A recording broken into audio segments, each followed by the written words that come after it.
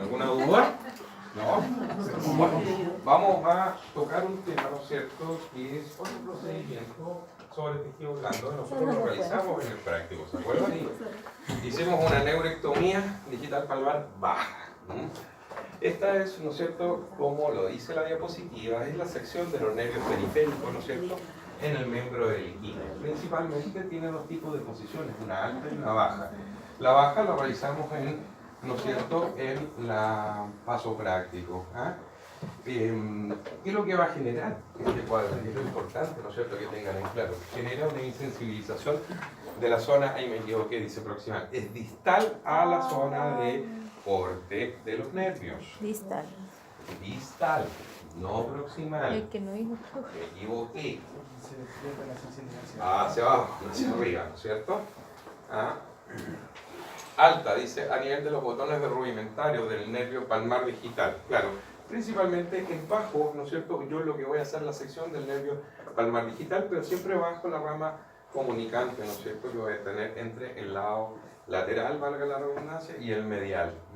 Acuérdense que esa rama comunicante yo la puedo palpar fácilmente, ¿no es cierto? lo mismo NPD Palpando, que NDP. valga la redundancia, en la cara palmaro-plantar del paquete flexor, donde voy a encontrar, ¿no es cierto?, una estructura que va a saltar.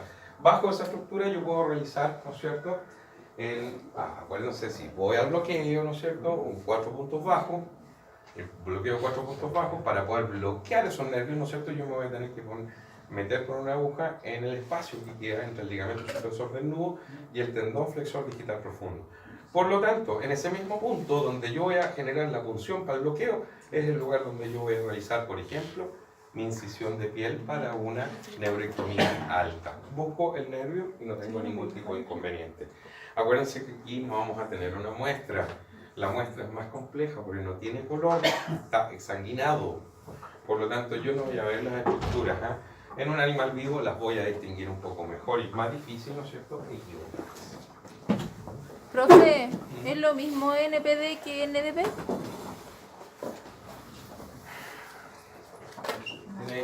Ustedes tienen que odiar al doctor García. ¿Por qué? Porque la situación de los anatomistas es una ciencia muy... Entonces, este nervio que está abajo, aquí está el nudo, ese es NDP y este es NPD. Ya. Es el mismo. Ya. Bajo el nudo o hasta a nivel abaxial, ¿no es cierto?, es digital palmar. Sobre eso ya es palmar digital. Ya. Por eso le decía, Ya. es un alcance de nombre, pero al fin y al cabo es el mismo. El mismo.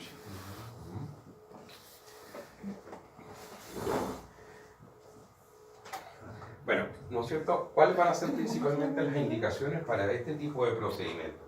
Cuando tengo un síndrome navicular avanzado y de alguna u otra manera quiero tratar de perpetuar, que sea un poco de tiempo más, ¿no es cierto?, la vida deportiva de ese caballo, no es muy recomendable porque no va a tener sensibilidad. Una fractura, por ejemplo, de tercera falange y fractura también de sesamoide distal. Principalmente si ustedes ya van evaluando las zonas de chuta, si va a tener una fractura de tercera falange o va a tener una fractura de sesamoide distal, es muy probable que el tipo va a estar cojo, pero olvídenlo. Lo que busca este procedimiento principalmente es poder mejorar la calidad de vida de ese caballo. Si está lesionado, por ejemplo, con este tipo de fracturas, no sé, fractura de tercera falange con minuta, por ejemplo, no una de borde solar que no tiene claudicación, tiene que ser una fractura de tercera que comprometa, ¿no es cierto?, en este caso la estabilidad del miembro del equino. Entonces yo voy a quitar la sensibilidad para mejorar su calidad de vida, para que el tipo pueda deambular sin problema, pueda montar si es que es reproductor, pueda dejarse ser montado si es que es una hembra reproductora. Para ese tipo de situaciones, principalmente, no necesariamente para alargar la vida deportiva. Piensen ustedes que este caballo va a quedar sin sensibilidad, por lo tanto, después de la intervención, ustedes tienen que, ¿no es cierto?, decirle al propietario que esa mano que ustedes van a insensibilizar de forma permanente, tiene que tener un cuidado especial. Llámese, todos los días llegar antes de meterlo, ¿no es cierto?, a su corral, a que vaya a dormir, revisar el casco. Si tiene un clavo enterrado, si tiene un vidrio enterrado, un fierro enterrado, van a pasar una semana antes que se den cuenta, porque el caballo no va a claudicar. ¿Cuándo va a empezar a manifestar el caballo? Cuando eso ya, por supuesto, genera un cuadro de tipo infeccioso, que puede ser un poco tarde. Como digo, fractura sesamoide distal, que esté partido en 2, 3 y no puedan dar una estabilidad. Todo ese tipo son indicaciones para yo poder, ¿no es cierto?, indicar ese, vale la redundancia, este tipo de procedimientos.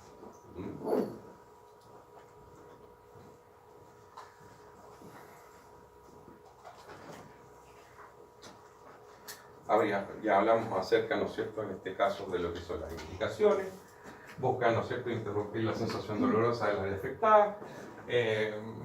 Prolongación del uso del animal, llámese no desde el punto de vista deportivo, sino que desde el punto de vista de calidad de vida, ¿no es cierto? Animales lesionados, ¿no es cierto?, que pueden tener un alto valor reproductivo. Y, por supuesto, siempre no les cuesta nada, es muy barato.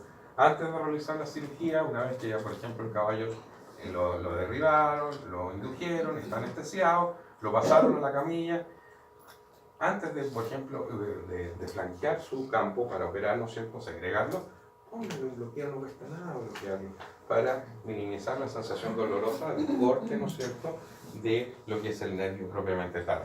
Una ampolla de lidocaína, un poquito más arriba de la zona donde van a realizar la sección, no cuesta nada, y al animal le va a durar mucho menos. Dos tipos, ya se lo había mencionado, la baja, la que realizamos nosotros a nivel de las cuartillas, ¿no es cierto?, que es la más común, y la alta. La alta van a dejar insensibilizado, ¿no es cierto?, en este caso un sector mucho más amplio del miembro, por lo tanto es mucho más complejo, la responsabilidad también desde el punto de vista de cuidados animal es mucho mayor.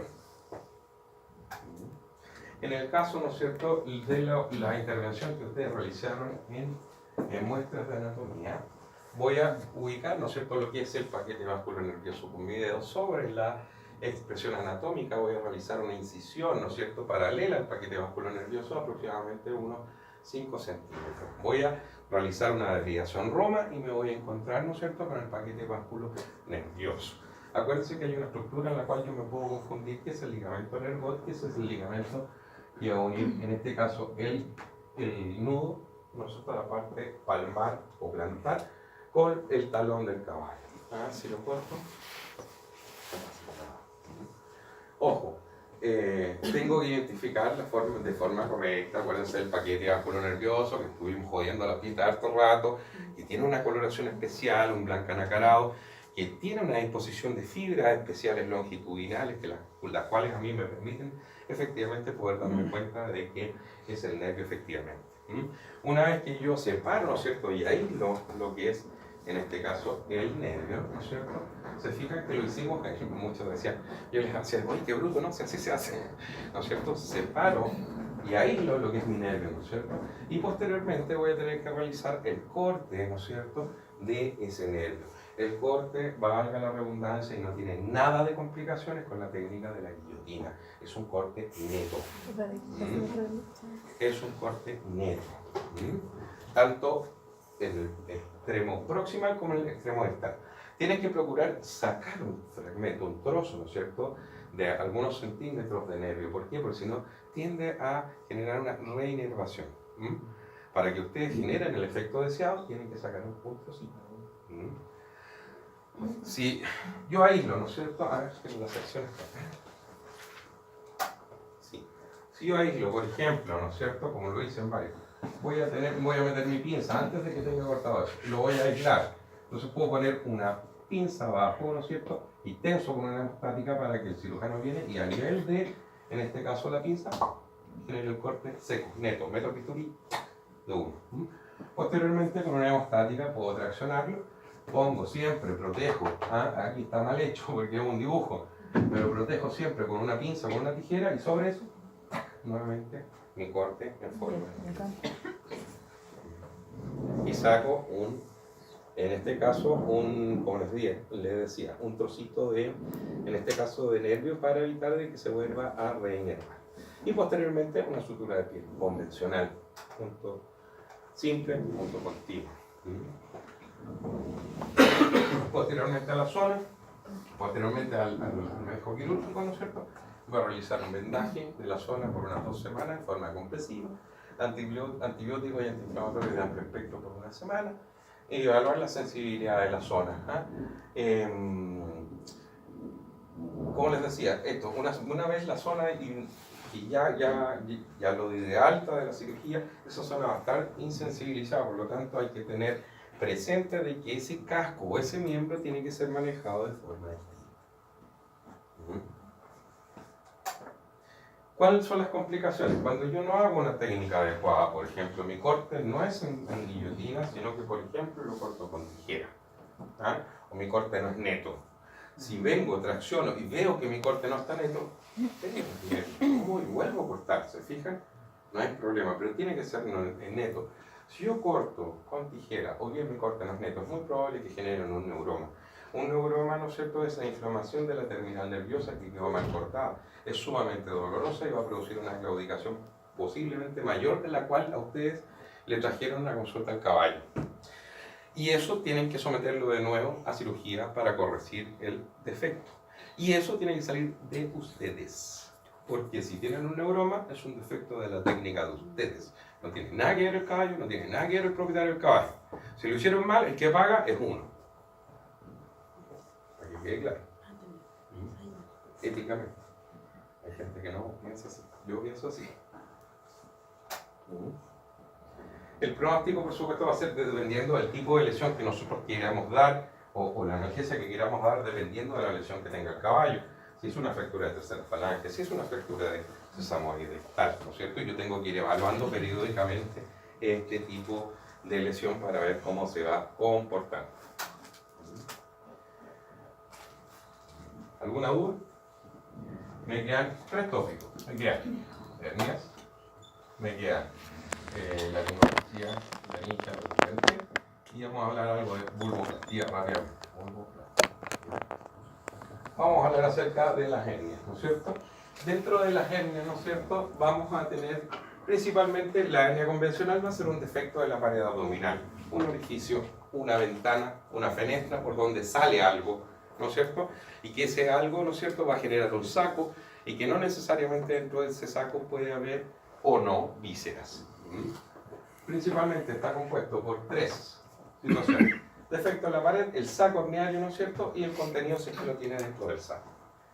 A modo grosso, ¿no es cierto?, desde el punto de vista del diagrama, ahí está, ¿no es cierto? Hernia, una protrusión o salida de una víscera abdominal a través de un defecto, ¿no es cierto?, o un anillo herniario, y que queda alojado, ¿no es cierto?, en un saco de peritoneo. Peritoneo, genera mi saco, tengo el defecto, y en este caso, por supuesto, lamentablemente, tengo un asa intestinal que está ocupando, ¿no es cierto?, en este caso, lo que es el saco herniario. Y que, por supuesto, puede generar complicaciones mayores, como por ejemplo, adherencia a esa víscera. Profe, ¿eso, el espacio de color amarillo, acumula algún líquido o solo suelo? No, Agua, ¿no? No, nada. Ni líquido, ni una cosa. No. Existen millones de clasificaciones.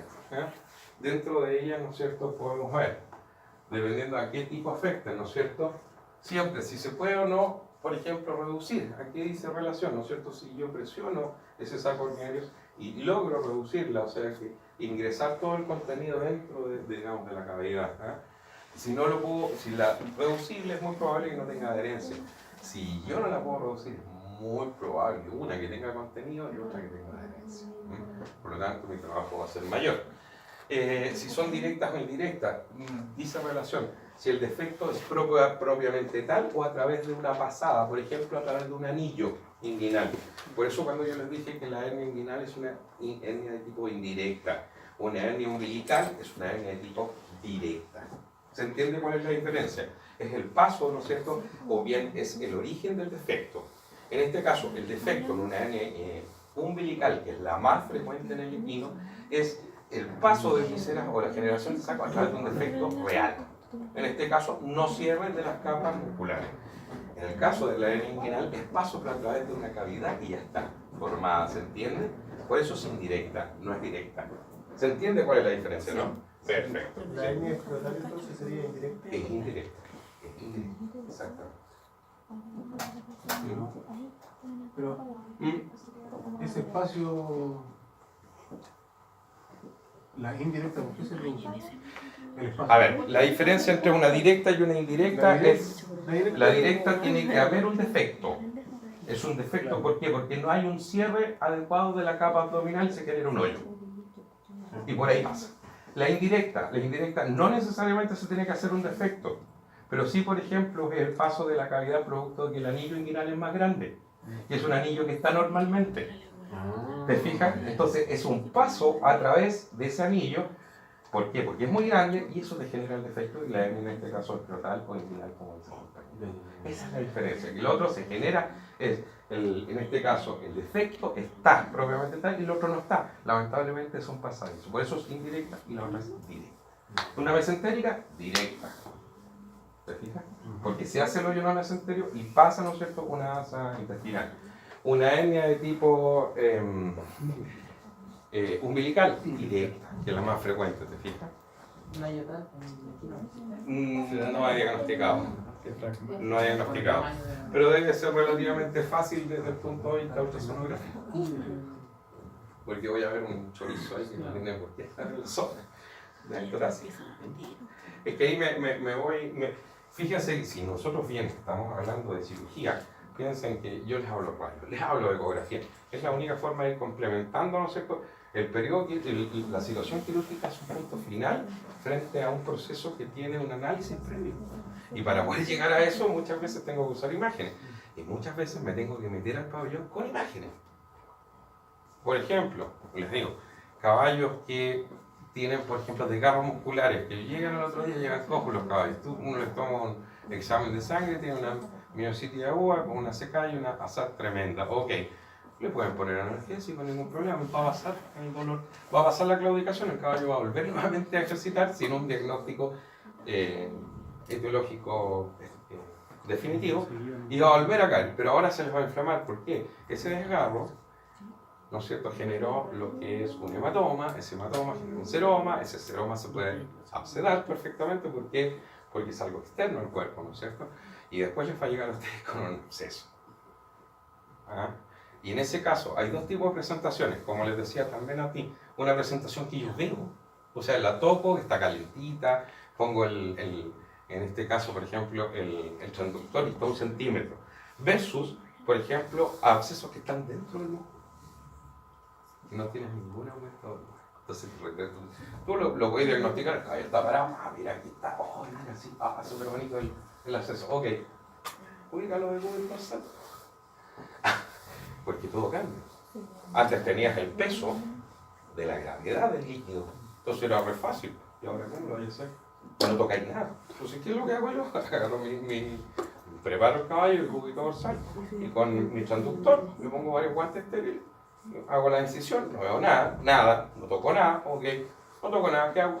Transductor. No puedo estar tan loco, no sé, aquí está la cuestión, ok. Me meto, por ejemplo, una bránula. Si estoy en lo correcto y va a ser un absceso, tengo que tener colección de bus. Voy a tener colección en la puntita. Entonces dejo puesta otra. Saco mi transductor y hago una incisión. Pero se ocupa. Ojo. Nuevamente vemos, ¿no es cierto?, desde el punto de vista anatómico, lo que es la hernia rápidamente. Dentro de las principales hernias nosotros que vamos a tener en el caballo, ¿no es cierto?, vamos a tener diafragmática, que no es frecuente. Vamos a tener, ¿por qué? Un volumen, eso es mío. Súper bueno.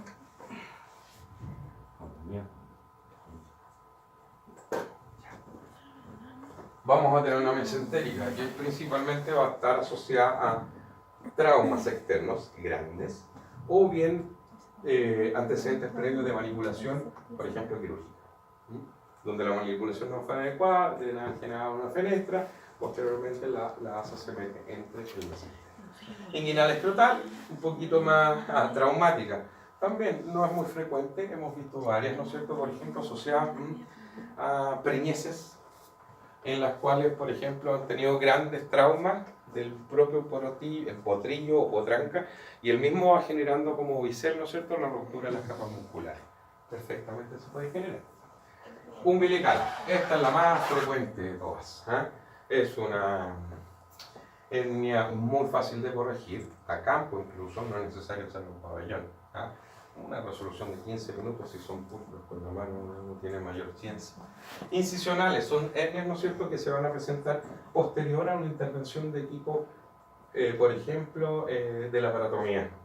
Por alguna razón, llámese defecto en la técnica, llámese infección de la sutura previa, se va a generar, ¿no es cierto?, una nueva hernia producto de una intervención, ¿no es cierto?, anterior. Bien frecuente ahora. Profesor, pero en el caso de la incisional, más que hernia no debería ser una evisceración, porque ahí no habría un saco. ¿Qué es lo que es una evisceración? ¿Cómo que no hay un saco? ¿Por qué no hay un una saco? eventación. ¿Por qué no hay un saco? Porque se rompería el peritoneo, por lo tanto no se ¿Pero generaría quién un dijo saco. que se rompió el peritoneo? No, Si el peritoneo aloja todo. porque te diría Lo que va a separar, lo que te produce, mira, la duda que tenía el compañero, lo que te produce el defecto es la separación. Si usaste una mala técnica para cerrar lo que es la muscular, o se te infectó, ¿qué es lo que hace? Se abre. Pero eso no quiere decir que la tripa llene y toca directo con la piel, porque eso no va a ser inmediatamente. Piensa que va a ser el día 15. ¿Te fijas? Entonces, el día 15, el día 14 impecable y el día 15 ya tienes la pelotita. ¿Te fijas? No es inmediato, por lo tanto, siempre alcanza a cubrir el peritoneo. Y de hecho, o sea, cuando yo lo abordo una hernia, siempre conviene mirar y ligar el peritoneo para generar que esa capita, aunque es tan delgada, te recubra todo lo que O sea, aguanta. No es mucho lo que aguanta, pero aguanta. Y como te digo, o sea, principalmente el defecto se va a generar, tú vas a tener tu peritoneo perfecto, pero el defecto no se va a producir en el peritoneo, se va a producir en la capa de arriba. Entonces ahí va a salir el peritoneo, ¿te fijas? La víscera. Muchas veces con víscera, muchas veces sin víscera. Diafragmáticas, ¿no es cierto? Pueden ser de tipo congénita o también de tipo adquirida, producto, ¿no es cierto?, de manipulación o grandes traumas a nivel abdominal. Sinología puede ser vaga, ¿no es cierto? Síndrome cólico no les va a orientar mucho, ¿no es cierto? Y en el caso, ¿no es cierto?, puedo tener signos respiratorios asociados por injuria. Y como les digo, o sea, es muy probable que ustedes metan su ecógrafo en tórax y ahí se van a dar cuenta que inmediatamente va a mandar una víscera que no debe por qué estar ahí.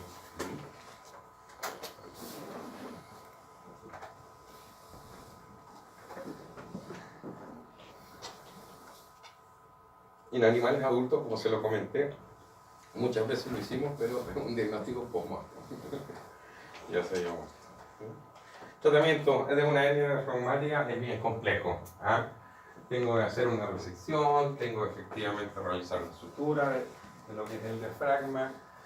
Piensen que va a estar lamentablemente en ese porcentaje de situaciones a nivel abdominal y yo no voy a tener un buen acceso con mi laparotomía. Entonces, por lo tanto, es bien complicado de poder abordarla. Generalmente yo me he enfrentado a varias, todas muertes, todas. Mesentérica, ¿no es cierto? Vaso intestino delgado a través del mesenterio, ya lo vimos. Grandes traumas, ¿no es cierto?, a nivel abdominal, por ejemplo, ¿no es cierto? Y también, por supuesto, por manipulación previa en un síndrome cólico o en una laparotomía anterior. Tratamiento quirúrgico también es una herniorragia, ¿no es cierto? En este caso, la herniorragia va a ser a través de la laparotomía. ¿Se fijan? Van a tener que hacer una laparotomía y después te van a tener que hacer una herniorragia. Primero sacar la víscera, ver el defecto, cerrar el defecto, etcétera, etcétera. Si es que esas vísceras pasaron y no se estrangularon, porque si se estrangularon, ya pasa. ¿Se fijan? O sea, laparotomía. Y yo tengo una herniorragia. Puede ser una resección. Ya se va alargando, ¿no es cierto?, lo que es mi intervención, y otro, el pronóstico también va a ir viendo. ¿Se fijan?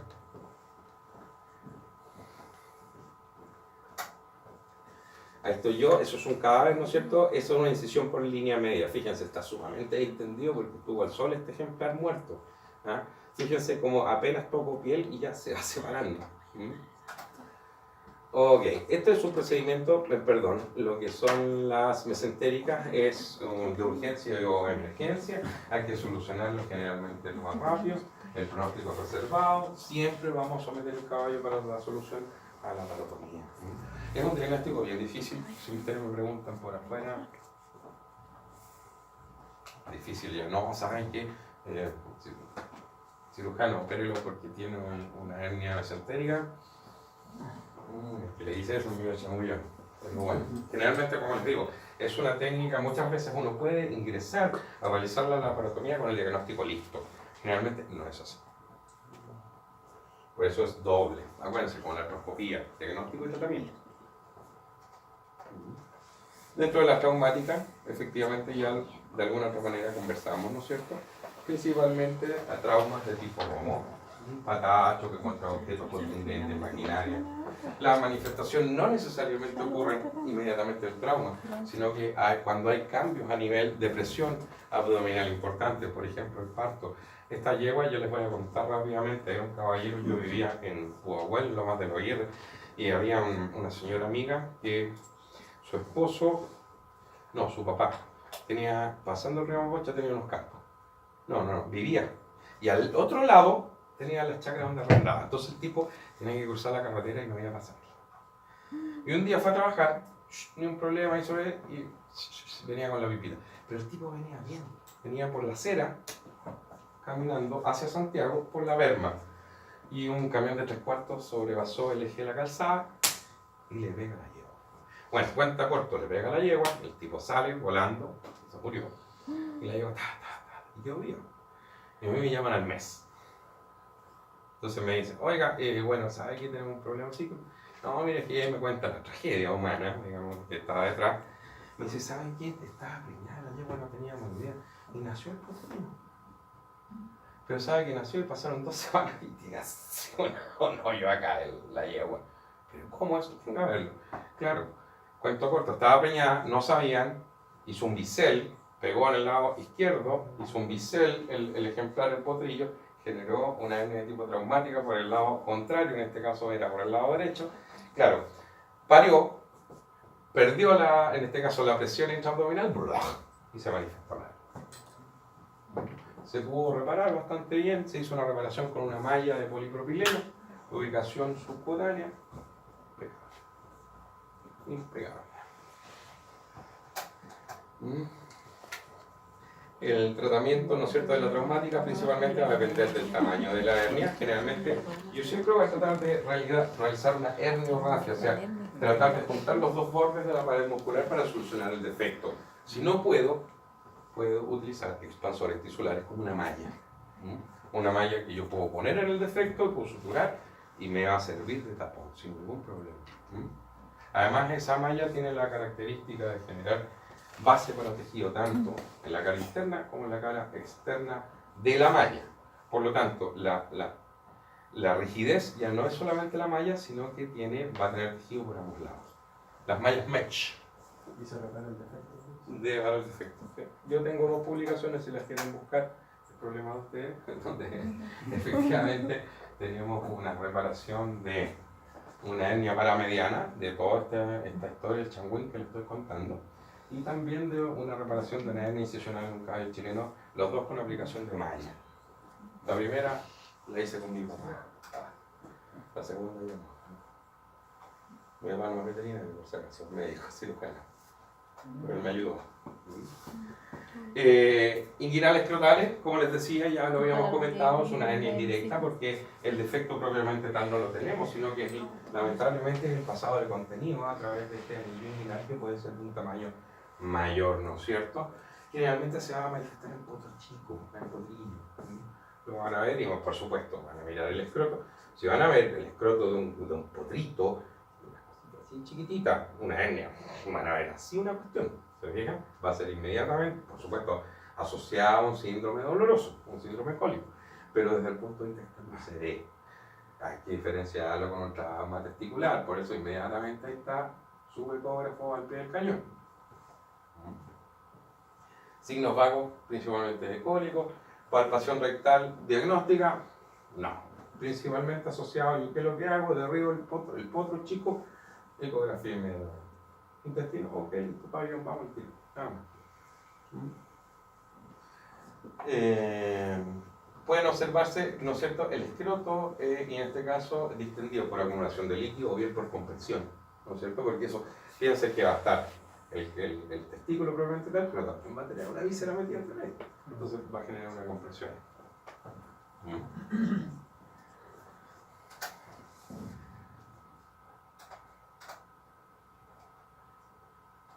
Tratamiento, la corrección quirúrgica, de todas maneras. Dicen que hay una técnica de reducción a través del recto. No, solamente la he leído, nunca he visto con éxito la resolución. Siempre es abordar, ¿no es cierto? En este caso, reducir lo que es la hernia. Si es macho, primero castrar, después reducir, después cerrar el anillo. La más frecuente es la hernia umbilical, ¿no es cierto? Puede ocurrir al nacimiento, un aumento de volumen en la zona umbilical, siempre diferenciarlo por ejemplo, de un uraco persistente, que es de un no cierre, ¿no es cierto?, o de uno de los ductos, en este caso, que conecta lo que es el sistema excretor, en este caso la orina, con, ¿no es cierto?, a través del cordón umbilical. Y por lo tanto queda orinando por lo que es el ombligo, genera onfalitis, etcétera, etcétera. Diferenciarlo de esto yo lo puedo palpar, puedo medirlo, puedo ver si se reduce o no reduce. Realmente son de 2 dedos de tamaño, muy pequeños. Generalmente yo espero para esos caballos que tienen 2 deditos y tienen la guatita, y los espero hasta los 6, 7 meses, una vez ya que tenga un poquito más de desarrollo. Generalmente tiene incluso hasta resolución de tipo espontánea. Si no hay una resolución de tipo espontánea, intervengo. Como les digo, es un procedimiento que pueden hacer en pabellón, es un procedimiento que pueden hacer en campo perfectamente, por ejemplo con una anestesia de triple goteo, y aíslan bien su campo. Es una cirugía sumamente simple, es una cirugía que no tiene una duración mayor a 20 minutos de procedimiento. Súper simple. ¿Qué es lo que voy a hacer? Yo voy a tener, ¿no es cierto?, mi saquito de abdomen. Imaginemos que está el caballo de cúbito dorsal. Yo voy a tener el saquito. Yo lo pinzo el saco y voy a hacer un ojal de piel alrededor del saco, ¿no es cierto? Yo sé que por definición, mi hernia umbilical, ¿no es cierto?, voy a tener el saco, un defecto, que es el hoyito, y el saco herniario, ¿no es cierto? Entonces, ¿qué hago? Yo lo tomo, corto, hago el ojal, derido piel, hasta que veo, en este caso, el saco y el defecto. Cuando lo veo, ¿qué puedo hacer? Pinzo, ¿no es cierto?, de 2, o abrir para mirar. No tengan miedo de mirar, siempre es necesario mirar. Yo no me quedo con el tocar de que no haya algo adherido. Yo que miro, siempre no. Si total eso después lo voy a pinzar, lo voy a sustraer y lo voy a cortar, se fijan, no revierte ningún tipo de peligro. Observen, metan su dedo, exploren.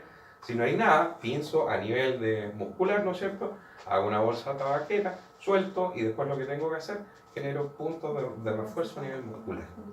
Y después bien, y queda pero perfecto, para usar bikini, si es que es hembra, para usar zunga, si es que es macho.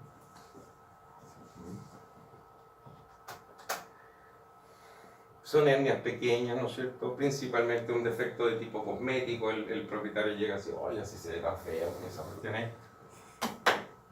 Plata fácil, es cosmético, siempre la cosmética es cara, un poco, pero acuérdense que la cosmética puede tener. Yo una vez les voy a contar, tenía una yegua de exposición, una yegua chilena, pero preciosa, 1,42, linda, y le salió un sarcoide acá.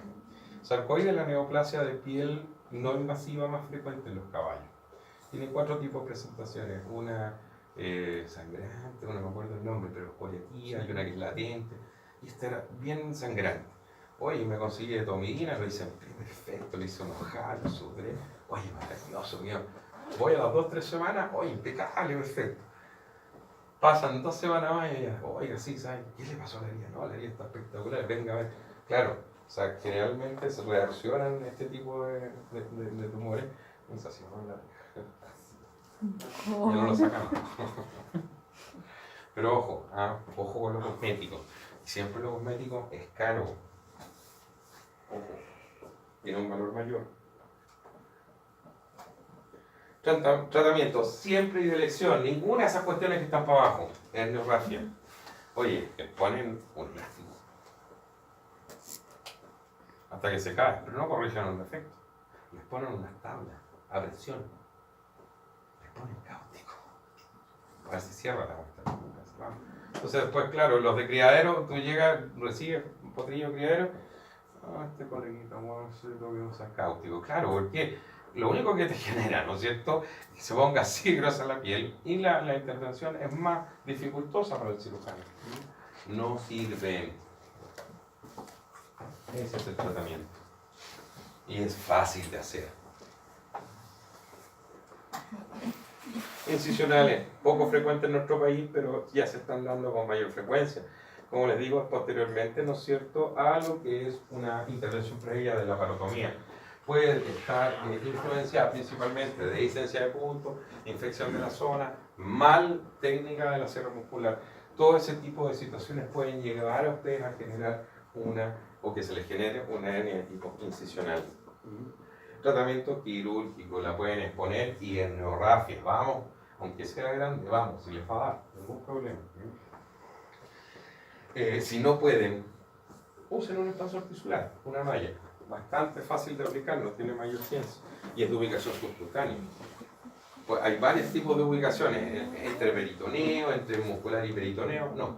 Todas las ubicaciones, van a leer, si se dan la lata y buscan el estudio que les dije yo, esos dos, son todos de ubicación subcutánea. O sea, tengo el defecto, le pongo el parte y va mandando, ¿se fijan? Y funciona espectacular.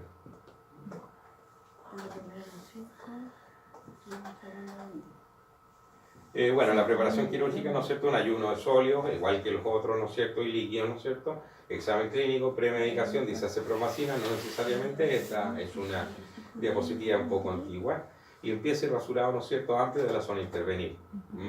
Derribo medicamentoso, puede decir con guaifenesina, ¿no es cierto?, más un gramo de tiopental, bien, ahora pueden utilizar lo que es silaqueta de azepam sin ningún problema. Pueden mantener con triple goteo o pueden mantener solamente con ketamina, no hay ningún problema, ketamina silacina para disminuir la dosis del anestésico. Y también, por supuesto, como les digo, lo pueden hacer en pabellón a través de una anestesia por gases. Dentro de los instrumentos especiales, ¿no es cierto?, vamos a necesitar varias cosas que de alguna otra manera vamos a tener que tener disponibles en nuestro pabellón, como electrobisturí, como efectivamente, por ejemplo, separadores amplios. Electrobisturí, ¿por qué? Porque el saco se va a pegar a la piel. Y eso es lo que a mí más me va a demorar en mi hernia. Es separar ese saco, ese peritoneo, de, en este caso, la piel, si es que está en contacto, ¿se fijan? Y eso, para eso necesito un electrobisturí, porque está muy irrigado. Entonces, voy produciendo hemostasis inmediatamente y así gano tiempo. Es bien sangrante este tipo de cirugía. Fíjense, ahí tenemos un diagrama donde tenemos una hernia de tipo umbilical. Esta es otra técnica, no es la técnica del ojal. Yo antes, como les dije, yo tomaba, aquí tracciono y le hago el ojal completo, de piel. Y ahí de hasta llegar a mi saco herniario. ¿Se fijan? En este caso no, abre una ventana hacia un lado, ¿no es cierto? Reconoce lo que es el peritoneo, ¿se fijan? Y va a aplicar... ¿Qué va a hacer? ¿Y la hora? Bueno, va a aplicar posterior, fíjense que hay una aplicación aquí de una malla, ¿no es cierto?, para corregir lo que es todo el defecto y posteriormente cierra en piel. Como les digo, la ubicación de tipo subcutáneo es bastante...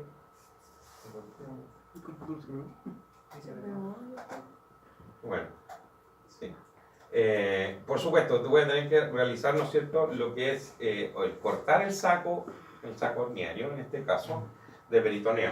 Muchas veces, ¿qué es lo que puedo hacer? Si no es muy grande, lo puedo tirar hacia adentro, suturo y tiro el saco, si es que no hay ningún tipo de adherencia, no hay nada. O incluso, si es que es muy grande, lo puedo aplicar, ¿qué pasó? Tracción, entonces, después acá, y genero un cierre, ¿no es cierto?, y una disminución de ese saco herniario, para, por ejemplo, perfectamente poner arriba una malla y tapar el defecto de mi hernia. Me sirve como una capa adicional más y es del mismo animal. El cierre, bueno, 3 capas, ¿no es cierto?, en este caso.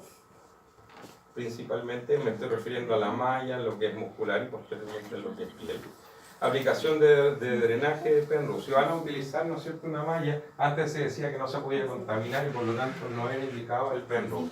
Ahora dice que no hay problema. Se puede trabajar con una malla contaminada. De todas maneras, yo prefiero no ponerle un Penrose y esto me va a generar un gran...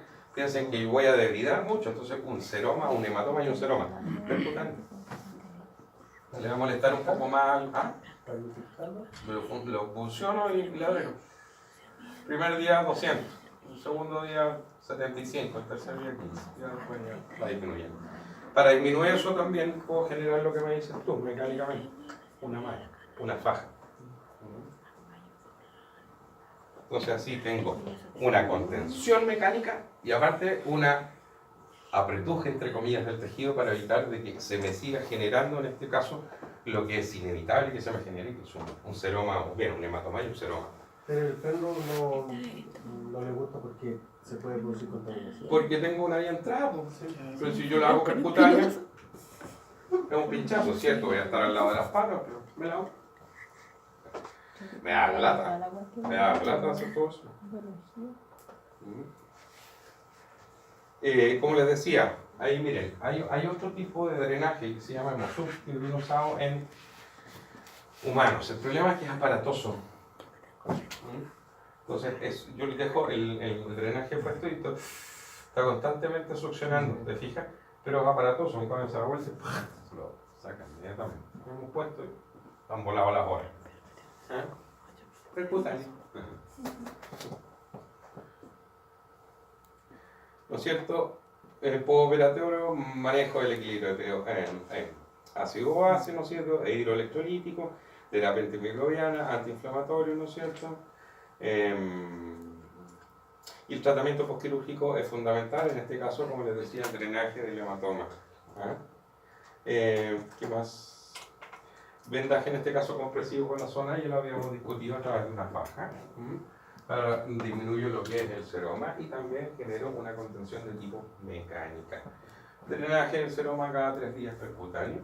Y si usa un Penrose, se lo emociona los 2 o 3 días, porque si no, no tiene objeto dejar un drenaje por más de 3 días. Ojo, en cualquier situación. Pesebrera de 3 semanas, dieta de mantención, complicaciones, infecciones y decencia del punto de la rueda de sutura, rechazo a la malla, que no lo he visto nunca, regulación con malla y Penrose, como le digo, no recomendable, va a depender de cómo hacer su manejo necesariamente de la infección.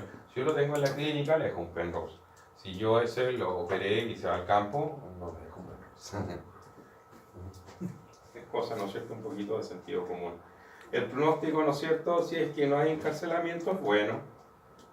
Si presenta encarcelamiento y necrosis, tengo que hacer una, ¿no es cierto?, en este caso una resección, es reservado.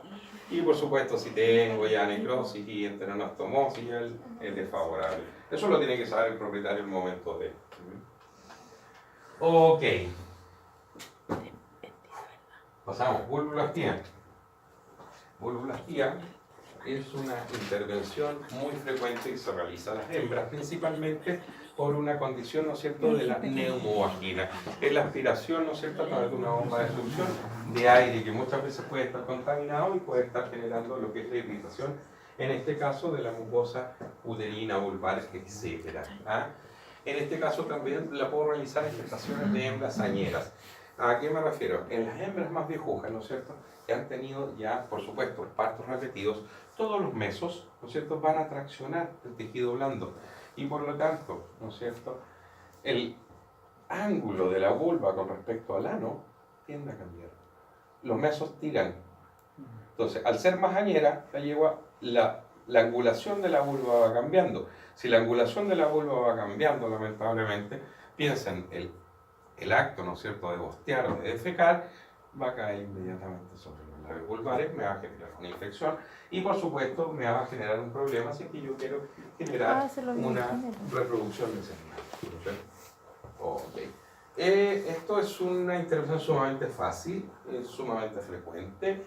En esta semana, no sé, 5 veces la hice, por eso les digo, muy frecuente. Yo puedo utilizar tranquilización, por ejemplo, silacina al 10%, un puro yacial, ¿no es cierto? Le levanto la mano y yo trabajo por atrás. Hago un aseo de la zona, vendo la cola, ¿no es cierto?, para que trabajar en una zona, digamos, bien amplia de los pelos, no me estén molestando. Posteriormente puedo hacer 2 tipos de anestesia, una local, una epidural. La epidural baja, ¿no es cierto?, puedo llegar a hacer efecto la cola, tengo entrada precisa, ¿no es cierto?, deposito 20 cc o 20 ml, en este caso de lidocaína, en el espacio y me genera una, en este caso, anestesia del perineo. Puedo trabajar sin problema. Si me preguntan, no lo hago nunca. Hago la otra. Agarro, labio, comisura superior, bajo el ano, aguja. Labios. Ok, la voy a tener anestesiada. El otro punto es que tengo que saber hasta dónde, cómo voy a medir hasta dónde yo voy a hacer el cierre de esta vulva, ¿no es cierto? Y eso yo voy a usar como base, ¿no es cierto? Mis dedos, en este caso el piso de lo que es, en este caso, el vestíbulo, ¿no es cierto? Y eso yo lo extrapolo hacia el exterior y ese va a ser, ¿no es cierto?, en la medida de mi cierre. Por supuesto va a cambiar en este caso de las yeguas dependiendo de su estructura anatómica. Pero en eso me voy a basar para poder hacer el cierre efectivamente de la zona. ¿Ah? Antes de eso, les explico. Una vez que yo voy a tener anestesiado, ya tengo la medida, ¿no es cierto? Yo voy a poner 3 pinzas. Voy a poner una pinza en la comisura superior y una pinza en los labios y los voy a vertir. ¿Se fijan? Voy a vertir los labios y tengo una pinza. Entonces tengo a triangular, ¿no es cierto? Voy a hacer una incisión con mi bisturí en el pecho. Desde donde comencé la incisión del pecho en forma recta hacia el labio hasta donde tengo la marca, ¿no es cierto?, que yo puse con mis dedos. Y la otra incisión la hago por el borde entre la mucosa y la piel de la vulva. Entonces voy a sacar un triángulo. ¿Se entiende, no? Y del otro lado también voy a sacar un triángulo. ¿Por qué hago eso? Si yo vengo y saco una pequeña cantidad, ¿no es cierto?, de mucosa vulvar y la junto, me queda arriba una bombita de succión. Entonces los tipos, aparte de la neumovagina, que efectivamente van a ingresar aire contaminado, les queda cuaqueando. Le van a decir, oiga, este cuaquea. ¿Y por qué? Porque hace cuac. Entonces usted va a ver cómo eso va haciendo ejercicio, y la lleva sonando. ¿Ah? Para que no cuaquee y no se genere la bomba de succión, yo tengo que hacer la técnica de Kaslik modificada, que es la que le estaba explicando. Yo genero esos 2 triangulitos, hago la escisión de esa mucosa y posteriormente me vengo donde hice el primer corte, ¿no es cierto?, a nivel dorsal, pongo y me anclo suturando. ¿Se fijan? Y así voy juntando y posteriormente junto labio y cierro por fuera. 10 minutos, ni siquiera. Tiene un brillo. Ese día de la intervención lo dejamos descansar, puro pasto porque no va a hacer ejercicio. El otro día, día normal, sin antibióticos, sin antiinflamatorio. Sumamente cortito. Perfecto. Ya, pasamos al, yo creo que parece que es el último gran dolor de cabeza. Hoy tengo un tema un poquito más grande, ¿no es cierto? Es la laringoplastía. La laringoplastía, ¿no es cierto?, es un procedimiento que se utiliza, como su nombre lo indica, ¿no es cierto? Uso una plastía para reparar la laringe. La plastía o el implante que le llaman es más, sí, tan simple como una sutura inabsorbible de un número superior al 3. ¿Ah? Generalmente 5, puede ser poliéster, puede ser polipropileno. ¿Cuál es la idea, no es cierto? Es fijar, yo voy a tener, ¿cuál va a ser la indicación desde el punto de vista clínico de este cuadro? ¿No es cierto? Es una neuropatía laríngea recurrente izquierda o derecha, pero de grado 3 a 4. ¿Qué quiere decir? ¿No es cierto? Yo voy a tener, el grado 1 voy a tener movimientos de aritenoides sincrónicos. El grado 2 voy a tener movimientos asincrónicos, pero funcionales. El grado 3 ya no voy a tener movimiento del cartílago aritenoides afectado, ¿no es cierto? O leve. Y el 4 no. Está realmente obstruyendo la vía. Entonces nosotros, ¿qué es lo que tenemos? Si este es el afectado, lo que tenemos que hacer es esto. Y queda permanentemente así, y se mueve este. ¿Se fija? Para evitar, ¿no es cierto?, que el hoyito o la rima glotis, que es por donde ingresa el aire al sistema, no se bloquee. Si yo bloqueo, obstruyo, por supuesto, mi desempeño como deportista. Piensen que, ¿no es cierto?, para mover los músculos necesito energía, necesito millones de cosas. Si yo no tengo una oxigenación adecuada, efectivamente el rendimiento del caballo se me viene bajo. Objetivo, ¿no es cierto?, es mejorar o volver al rendimiento que tenía antes. Y otros también lo hacen desde el punto de vista porque esto emite un ruido. Al limitar, exactamente. Esta es la enfermedad, lo que ellos le dicen caballo roncador. En realidad que hay muchas patologías de origen respiratorio que les puede generar un ronquido. A esto le llaman, es como cuando le dicen la rodilla y la rodilla es el carpo. Son cosas que, ¿no es cierto?, se adoptan y se estandarizan para todos los países. Como les digo, me da lo mismo que la cuestión parezca una locomotora mientras no disminuya lo que es su rendimiento deportivo. Me da lo mismo que suene. Pero sí, si baja el rendimiento tengo que intervenir. Como les digo, siempre grado 3 o grado 4. Grado 2 no serían ladrones. Esa es la indicación, ¿no es cierto? Ya, ¿por qué se genera esta cuestión? ¿Por qué es tan frecuente?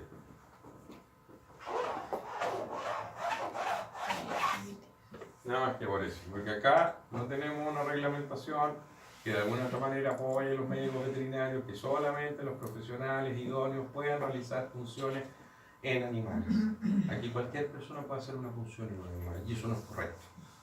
O sea, ay, doctor, si la yugular del caballo es así, igual se equivocan, y se equivocan harto. Entonces la idea, ¿no es cierto? Generalmente esto se genera, ¿por qué? Y es la izquierda. ¿Por qué es la izquierda? Porque es la más frecuente por donde yo manejo el caballo. Por lo tanto es más fácil equivocarse y generar el problema. Si yo, por ejemplo, tomo una sustancia como fenilbutazona que le voy a dar al caballo por cualquier otro tipo de cosa, y yo no sé aplicar correctamente endovenoso ese fármaco, y me cae afuera, me va a generar una periflebitis importantísima. Lamentablemente el laringo recurrente izquierdo es vecino. Entonces se genera, ¿no es cierto?, una interacción en el nervio no va a estar generando su acción, ¿no es cierto?, en este caso, de ir a activar a los musculitos, ¿no es cierto?, que van a estar sobre la laringe para que genere, ¿no es cierto?, la abertura o el cierre adecuado dependiendo, digamos, en el ciclo respiratorio. Pero eso es lo más frecuente. Neoplasia poco frecuente, trauma cervical poco frecuente, polineuritis X, van a tener otro tipo de manifestaciones antes que la neuropatía de la laringe recurrente, pero también se puede dar, lo hemos visto, mucosa de bolsas guturales, no lo he visto asociado, tracción del callado aórtico, dicen que es el nervio, de los dos nervios, el laringio recurrente es el más largo y que al tener un tránsito más largo estaría siendo traccionado por el callo aórtico, entonces también estaría relacionado con en este caso, con la neuropatía de la laringe recurrente izquierda. ¿Qué voy a generar al fin y al cabo? Es la atrofia por desuso. Si yo no tengo estimulación, ese músculo efectivamente no va a estar siendo, ¿no es cierto?, movido, va a generar una disminución en el tamaño, una disminución en su acción y se atrofia y queda de esa forma. Entonces, ¿qué es lo que voy a hacer yo? Tan simple como se los dije, voy a intervenir la zona y voy a ir a poner un implante donde voy a fijar el cartílago cricoides a la apófisis muscular, en este caso del cartílago aritenoides afectado, ya sea en izquierdo o ya sea en derecho. No es necesario que se aprendan todos los músculos, se los pongo para que vean que no necesariamente existe el más común, el plico aritenoide dorsal, que se afecta, pero existen más que de alguna u otra manera están relacionados con la abducción del cartílago, no la aducción.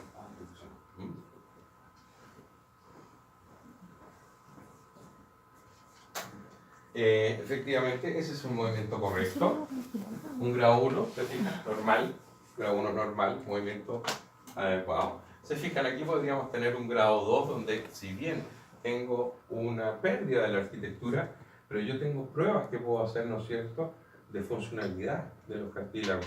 Por ejemplo, un combo o un dormilón en las costillas va a generar inmediatamente un cierre de los cartílagos aritenoides.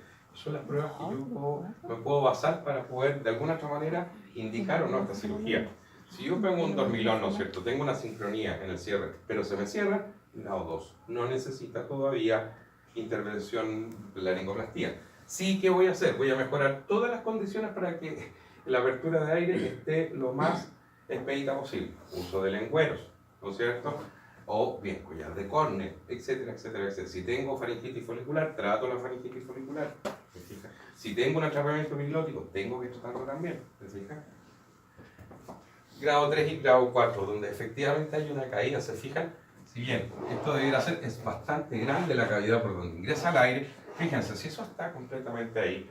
Por eso ahora se entiende el ronquido, ¿no es cierto? Pues es el paso estrecho de aire a través de una cavidad, una abertura.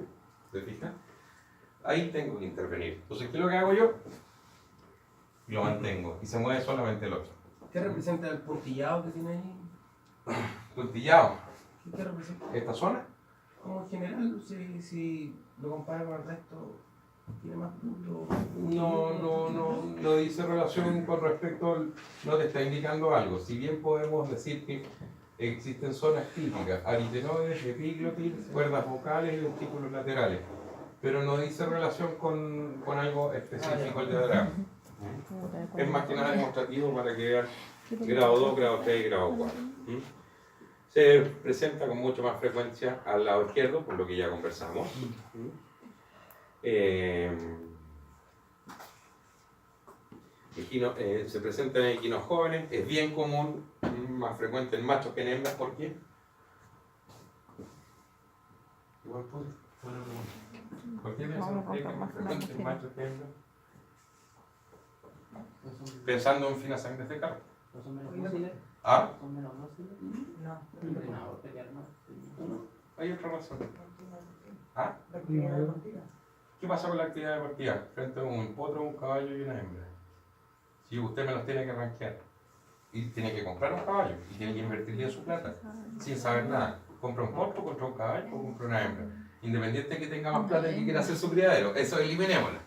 Generalmente uno va a elegir un potro. Un potro es un animal alfa y supuestamente deberá, si yo hago hay estudios prevalenciales de los ejemplares más ganadores, son potros, yeguas, caballos. Por lo tanto, siempre voy a estar comprando un potro. Por eso es más frecuente en los machos. Salvo, como le digo, que usted, hay gente que piensa absolutamente después, que tiene, por supuesto, una capacidad de inversión tremenda y lo que usa son puras hembras, ¿no es cierto?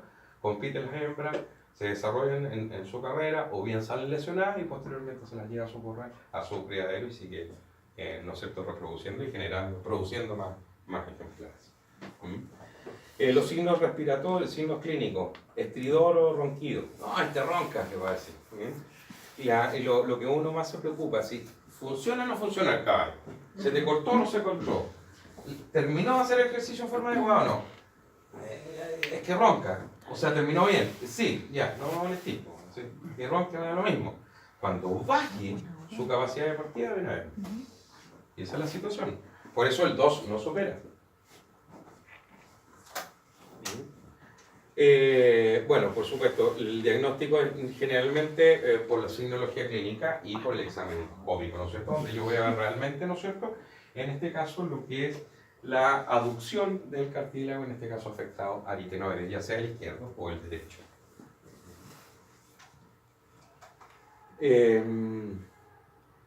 Como les digo, tratamiento, ¿qué es lo que va a buscar? Principalmente retomar la actividad deportiva o el nivel deportivo anterior. ¿Ah? Antes lo hacían la balastía laringa con una ventriculotomía y también incluso cortaban las cuerdas vocales. Generalmente, ¿por qué? Porque al ver la imagen endoscópica, ¿no es cierto? Si yo voy a tener una caída de ese velo, es muy probable que la tensión de estos tejidos que se encuentran en esa zona van a disminuir, ¿no es cierto? Por lo tanto, el ventrículo lateral se va a ver así y las cuerdas vocales grandes. Entonces, ¿qué es lo que hacían antes? Hacían la plastía y sacaban todo eso. Ahora solamente se hace plastilla, ¿no? Es menos invasivo y tiene una recuperación bastante más rápida. Y es netamente casi un efecto visual.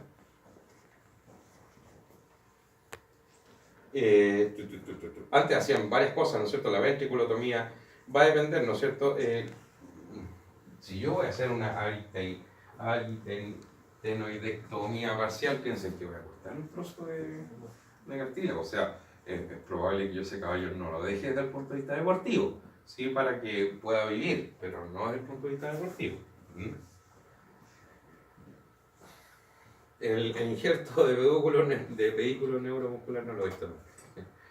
La anatomía la tengo que tener sumamente clara, ¿no es cierto? La preparación quirúrgica, el procedimiento siempre se va a hacer en anestesia, bajo anestesia general, ¿no es cierto?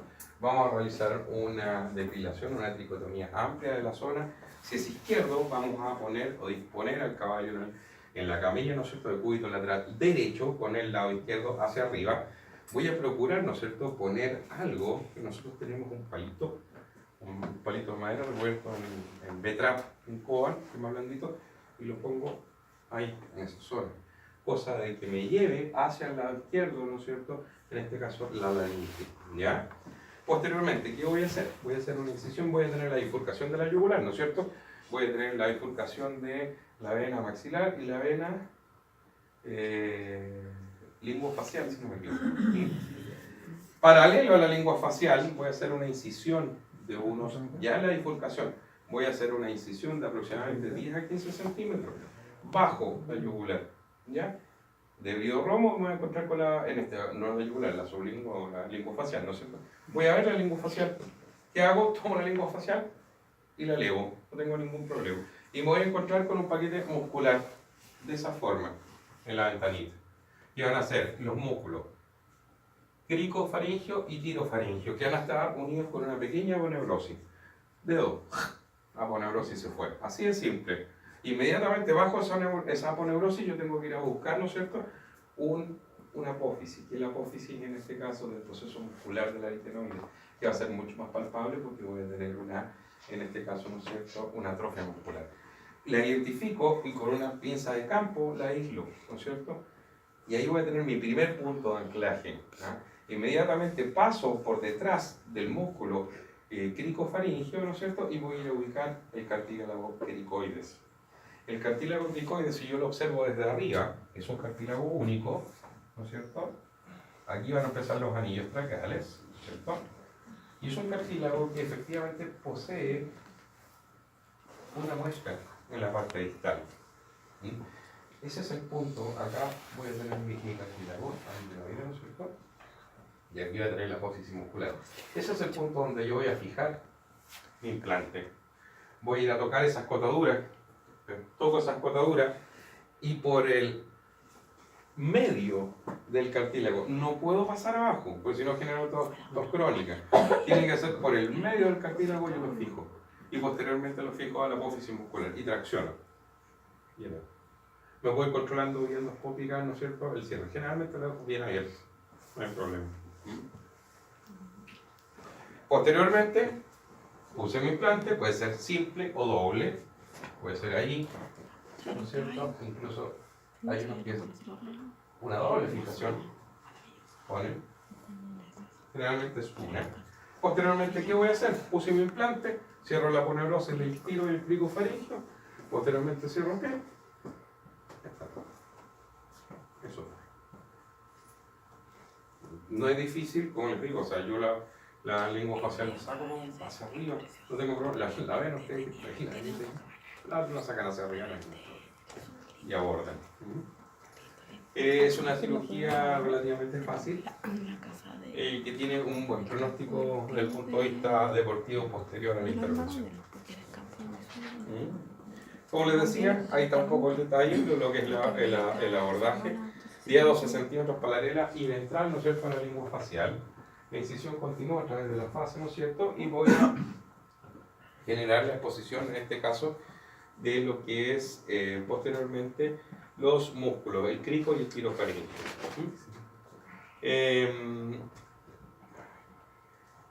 Tengo que tener presente, efectivamente, cuando voy a pasar mi mano, voy a buscar la escotadura, es fundamental, ¿no es cierto?, poder tener presente que el paso de la sutura tiene que ser por el medio del cartílago y no tengo que atravesarlo. El material utilizado para mi implante es no absorbible, no absorbible. Puede ser una o dos suturas, puede ser de material, poliéster, polipropileno, etc. Cualquier cosa que no sea absorbible o liquificable, que es el término correcto. Como les decía, el material de sutura se pasa, ¿no es cierto?, por el proceso muscular y en este caso, ¿no es cierto?, el cartílago cricoides.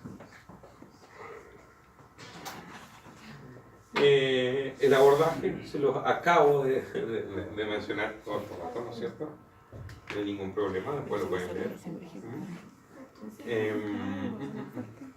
Lo mismo que les conté acerca de la muesca del cricoides, la colocación de la sutura, dónde se coloca en el cartílago aritenoide, que es en el proceso muscular. Si es que va a ser una segunda sutura, ¿no es cierto?, se pueden hacer, ¿no es cierto?, lateral algunos milímetros a lo que es la primera. Generalmente, como les digo, tenso para que quede bien abierto. Dice que no se usa el monitoreo endoscópico, eso lo usan los cirujanos avesados. Yo todavía lo uso, no hay ningún problema. Pueden llegar y meter su endoscopio para ir controlando su abducción sin problema.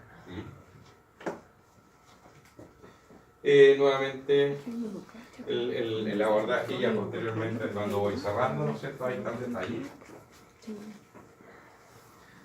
Como les digo, no se puede hacer ventriculotomía, pero generalmente no se realiza en estos últimos años. Manejo postoperatorio, como la mayoría de las intervenciones, ¿no es cierto? Vamos a tener antibióticos de amplio espectro, más antiinflamatorios. Curación diaria de la herida. La herida también le puedo dejar suturar un apósito para que propiamente tal la línea de herida no esté en contacto con el directo con el medio. Es una cirugía que tiene un retorno rápido, ¿no es cierto?, a lo que es el ejercicio. Aproximadamente en 2 meses ya tienen ejercitando al caballo. Dentro de las complicaciones que podemos tener, dehiscencia de punto, infección del implante, es raro, tos crónica cuando mi técnica no es la adecuada y paso por un trocito de sutura hacia abajo. Y exposición de la comida por los bollares, si que llegara, ¿no es cierto?, a quedar muy divertido. ¿Sí? Oh. Dudas.